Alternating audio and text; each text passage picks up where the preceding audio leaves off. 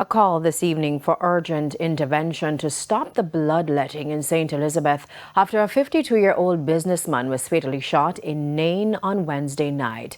Clavius Campbell's sister made the call as she tried to come to terms with her brother's murder. As far as I know, he's a very harmless person, never trouble a soul.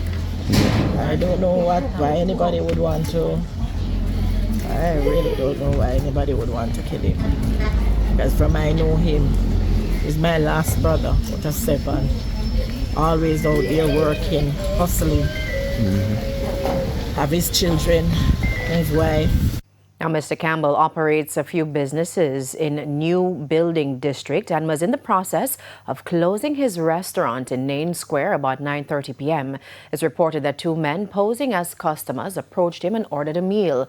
Now, while Mr. Campbell was serving them, one of the men reportedly pulled a gun and shot him to his upper body. He then fell to the ground and the gunmen allegedly escaped in the area.